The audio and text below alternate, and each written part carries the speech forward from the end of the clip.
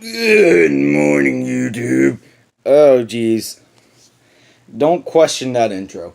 I'm tired. It's like I actually need my phone to tell the time because my clock up there is busted. But yeah, I was recording another video and then I looked down to my model trains. I'm like, I probably should do something about those. So we're going to move the camera closer and we're going to go over my train fare loot from the past two train shows. But first off, just a little side note.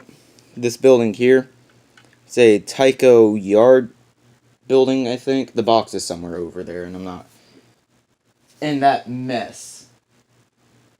And we're not going to deal with that. Oh, it's right there. Okay, but we're not going to deal with that. It is, in fact, a signal tower.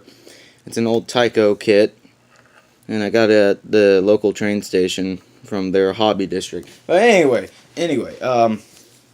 time for the beef of the video. I'm basically just going to be going over what I got at train shows and guessing how much I paid for it, because at this point I think I forgot. So, we'll start with the first train show of the year, which was the Easley train show in Easley, South Carolina. I bought a few items. Let me get them all set out real quickly. I'll be right back. Alright, at the Easley train show, I guess I'll start with the rolling stock, and I'll start with my favorite piece of rolling stock I got.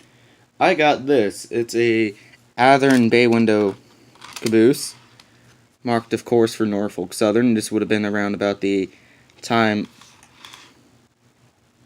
Stop. I command you to stop. But yeah, this would have been around the time that the NS merger had just barely been completed, or just barely started. So I got that. I think that was like $20. It was brand new in box, and I'm loving it dearly. Yeah, there it is if y'all want to... Here's the other side. Pretty much the same. A few details may be different. So yeah, we're going to just put that there and yeet it a little bit. And it's going to, of course, come rolling back. Whatever. Just leave it. And then I bought these two from everyone's favorite dealer at the train show. He goes to both train shows that I went to, and he's also where I got my GP30, if I've ever shown you guys that. I forget. But, yeah, I got these two cars from him. I've got a earlier Southern Railway boxcar. This would have been like around maybe the 50s. It's decent. It had a weight in here that had come loose, so I got it and didn't have to glue the weight back down. So that was fun. I think that was, I put this in a combo for $60 with one of the two locomotives I got.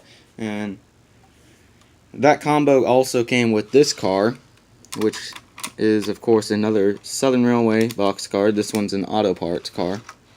This, of course, is more modern. So, yeah. Still, pretty cool cars to have. I still like the caboose the most. But we're just going to roll those into there and hopefully have them stay there. Good. Alright. Now, I have to leave it on DC for these next two units. So, we're set up. We'll start with the combo unit that I got. So, story goes, for this one, I was walking by the dealer's table, and I looked underneath, and I recognized a certain paint scheme, and I asked him about it. He says it's an old Varney. No, not Varney, it was Atlas. It was an old Atlas that's custom painted and custom numbered. I may change the horn or numbers, but this is a EMD FP7, of course, in the Southern Railway paint scheme. Road number 6143. This is DC. I don't run it that much because at the train show I couldn't hear how noisy it is. But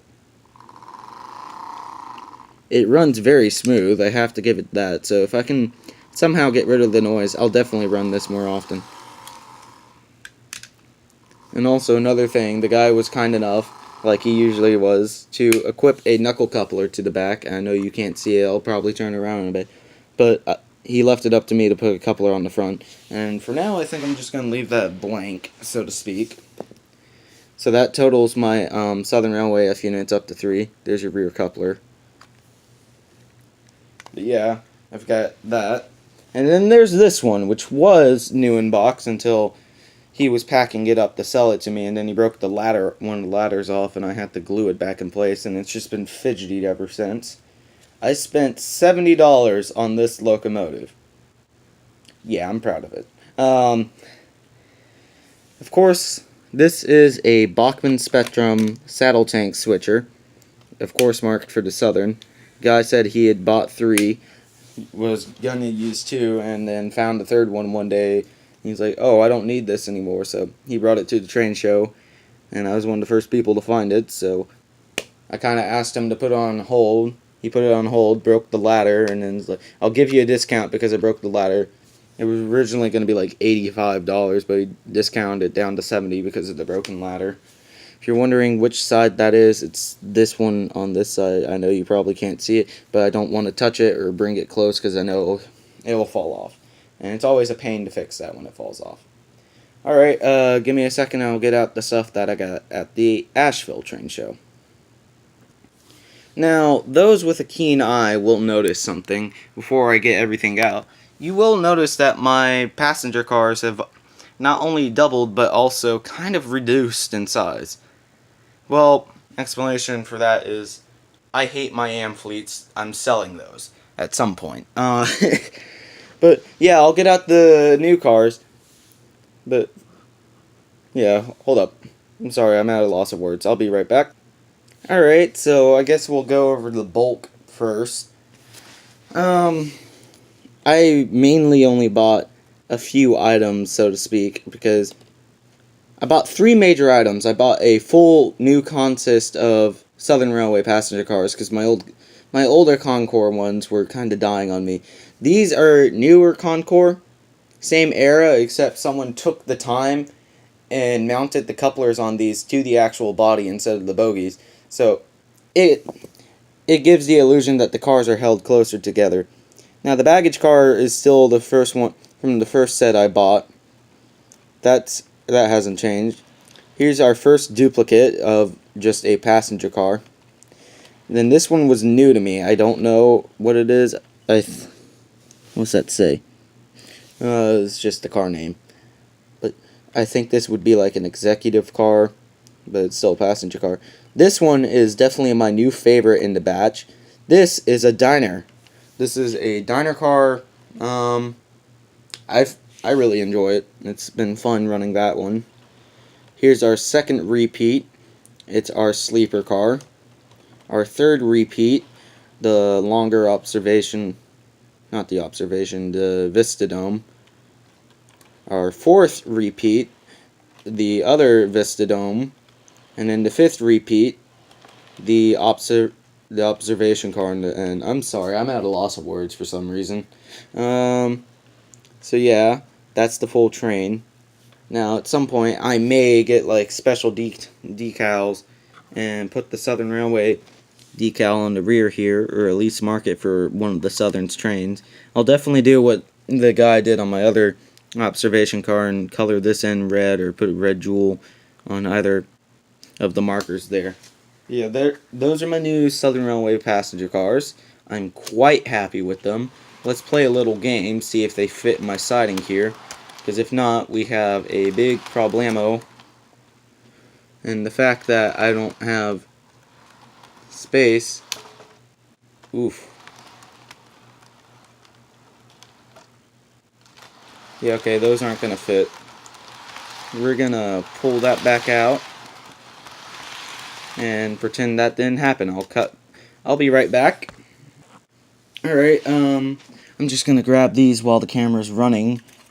But I bought these cars along with the Southern Railway passenger cars because originally the passenger cars by themselves would have been $150. But while I was waiting for my dad to go get my mom so we could make the purchase, I sat there at the dealer's table and looked down and spotted 2 box cars that I found very interesting. And surprise, surprise, they're both Southern Railway box cars. One of them, this one that I'm putting on the tracks right now, is marked for the Central Georgia, which is interesting. I didn't know that they went that far with the subsidiary markings by putting them on their rolling stock. Stop rolling. Okay. And then the next one's marked for the AGS, Atlanta Great Southern. But yeah, I was sitting there and I saw these two, so I picked them up and plopped them in the box and negotiated the guy to keep the price at $150 by adding in these two cars. I'm very happy with them. They are very, very cool. To be honest, I love them. I love all of my Southern rolling stock. But yeah, that's about it. It's about everything I got at the train shows. There's one last thing I could go show you, but it's on my front porch. Yeah, I'll go show you guys it. So we're out on my front porch now, and it's cold because I'm standing on concrete, and it's like freezing outside. Not really, but me being a man from the South, I don't have a good definition of cold. Anyway, the other thing I wanted to show you was, well, every time we go up to Asheville, we always make a pit stop in Saluda.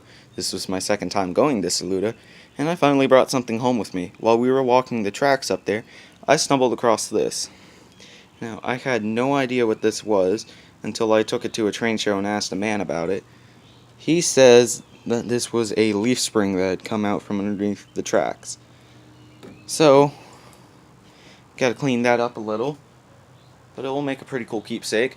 I'm gonna go ahead and stand on this rubber mat that's not as cold, and I'm gonna end the video. Thanks for watching. If you liked it, subscribe if you want to. I don't care at this point in life. Yeah, I guess that's it. Bye.